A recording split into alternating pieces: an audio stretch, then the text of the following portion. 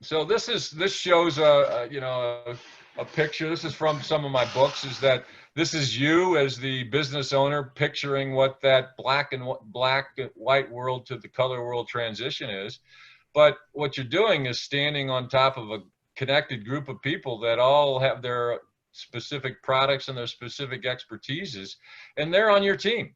You imagine this, that you're the leader in your corporation of the new experience team. And each of these experts put in their different silos and everything else to make the expertise. Now, when I've done this for big companies, since they're so product siloed, when they think of the new expertise and they put out those activities there, probably only a third of those activities do they have any expertise, skills, knowledge, or experience in. So when they then move forward with their new Experidigm, they have to partner with other people and sell other people's products and so forth and so on. And that's really what's happening in the modern world. Some people call it building the network, so that you get a large enough network so that you can control the experience. And in fact, that's what, Facebook did. I mean, their whole thing is a network effect. So the experience gives you the ability to create the network effect, not just with your own employees, but your own network. So David, this is kind of like you and Bob. You're the overwhelming guy, the top guy looking at the whole strategy to do the exit strategy. But you bring Bob in there to do the calculations of how much value the company's worth. So if a consultant can have 6 or 7 different associates that help them deliver their total experience, that's a good way forward. This one, Experidigm umbrella management. We're all familiar with project management, and project management works if you're launching a product, one product, and everybody's on the timeline and the time scale.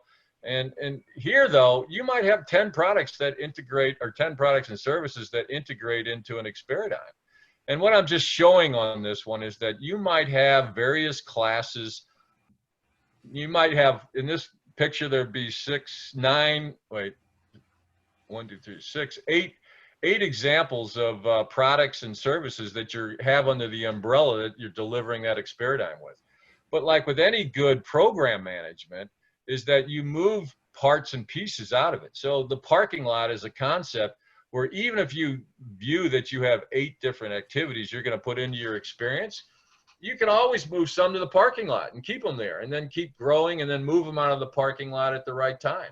So, that helps you customize the Experidigm for various people. So the management of this happens more at sort of, David, what you're doing. Your customer wants the valuation. They want better marketing. They want leaner operations.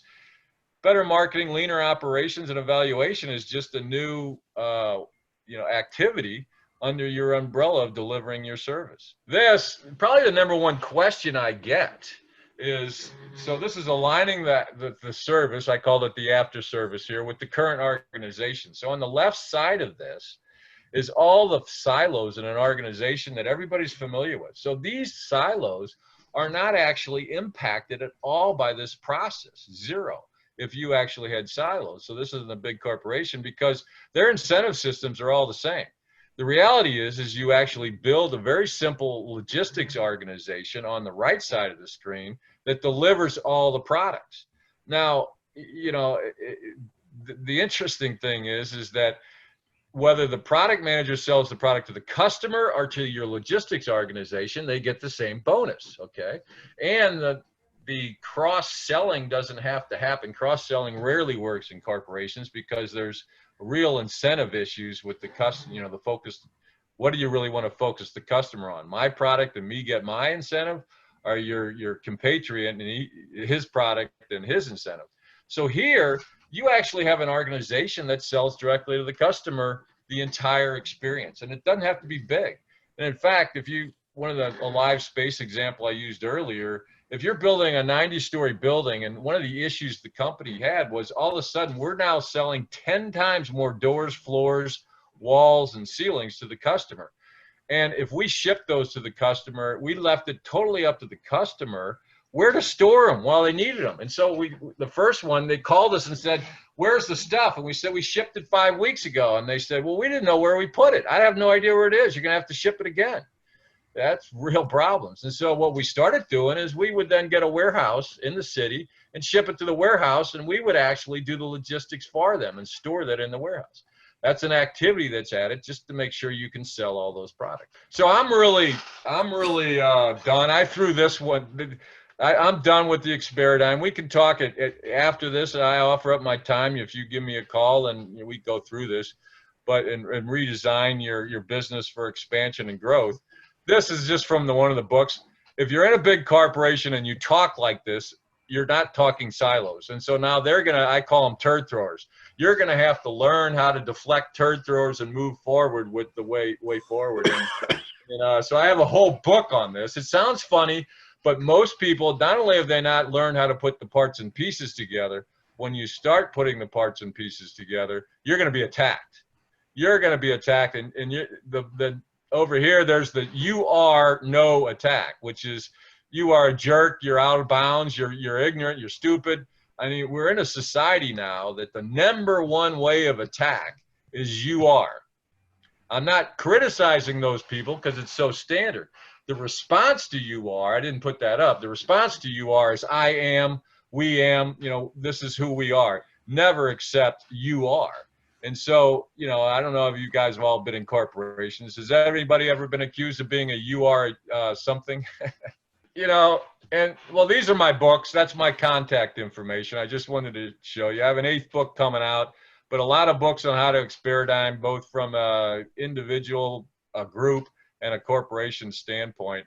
And I do use the word Experidigm, and I turn it into, if you Experidigm, you're an Experidimer, one who Experidigms, and so forth and so on. So like others said spiritually before, that I'm really spiritually of the tune that we really need to get to a place where people start doing things together in a more positive way, and that's what the Experidigm is. What we wanted to do, been talking about this for a while, Kevin and I, as part of ITB, we actually, Kevin and I are in the customer experience group, and the reality is, early days when Jim was talking about how to do this, he created extra groups of expertise.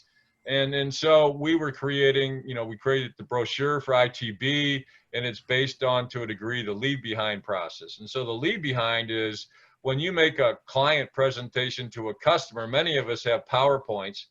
My experience in life, and I've trained probably 10,000 people in the leave behind in classes over the last 20 years, is that when you make a presentation to a client or a customer with a PowerPoint, you're going to be asked many times during the presentation, can I have your PowerPoint?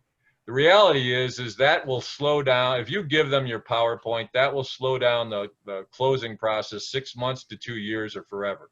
Because it will, like the phone game, it will confuse them. They will try and tell somebody else about it, and they'll tell them wrong, and they'll tell somebody else, and so you're going to be spending your time overcoming their issue. So what the leave behind is you leave them one piece of paper, and it's got these 4 points on them. And these 4 points are the points that you need to make in a discussion with the customer, and leave them with the summary one slide, which could be 4 of your PowerPoints all on one slide, which is what Kevin and I have done. But the most important is the strategic trends. That's #1. #2 is the before, after, a day in the life, or what do they look like after you do business with them. And then who you are. Who you are is not the most important. And then you have to clearly tell them how we do business. So in other words, we don't just sell products now, we sell services, we sell entire experiences, and there's a lot of different commercial relationships. So Kevin and I and a few others created the leave behind for the customer experience group of ITB, and just wanted to show you that. And Kevin, you want to take over here? Jim, the next slide. Okay. Yeah, I think to be clear, this idea is none of ours. This is all Mark's idea on the leave behind. We just work together to take that concept and apply it to our customer experience track. But the truth is, this same concept could apply to any of your work, and I have been using it myself. I think that the idea here accomplishes 2 things. One is it helps you crystallize your message for those things that are most important for the client to remember. And the second thing is it eliminates a lot of the noise and distractions, things that are important for your presentation when you're talking to the client, but things that really can create noise for them if you're not there to deliver the message or the nuance. And so this leave behind takes these 4 concepts. And as Mark mentioned, what we have done is each of these 4 things are separate slides that are at the, kind of at the end of the presentation. And then we package them together in this one slide that we would leave behind literally. But what I like about it is I'm a Southern boy. I was raised, you don't talk about yourself. And I find that to be the most uncomfortable part of selling. This allows me to demonstrate expertise without talking about myself. So the first thing you talk about is in the top right. You are demonstrating for the customer that you understand the issues that the industry that they are in is wrestling with, and that you understand the opportunities that that particular client is facing by reviewing those here. Now, very often what I find is the clients don't even fully understand what's going on in the industry or what their opportunities are. This is my opportunity to show them my expertise through that without saying, hey, look at me, look how great I am, look how smart I am. Instead, it allows me to share with them that knowledge. And they say, oh, this guy does have something to offer me. And then the second piece of this is down in the bottom left, and that is this before and after, where you're describing how things are and how things could be, and you're really focusing in on that delta. That delta is our value add. But it's a great way to talk about and highlight that delta, if you will, that value add, without saying, hey, here's my value add. They figure out it's your value add in the description of that. The third piece of this is the who are we. This is where you start talking about yourself. It's the thing that's most uncomfortable to me in this process, but it gives you the chance to explain to them how your experience and how perhaps other clients that you've worked with have been successful through that. And then finally, you leave them with the bottom right, the next steps. What's the next step? And the step after that, what is this going to look like if you want to shake hands today or call me back tomorrow to shake hands? What is that process going to look like?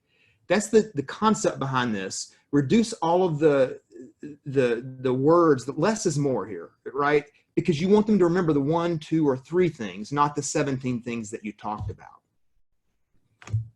Mark, did I hit everything? Awesome, better than I ever could. Yeah, that's why you've had success with it, Kevin. I'm impressed. How much does it cost, and when do we start?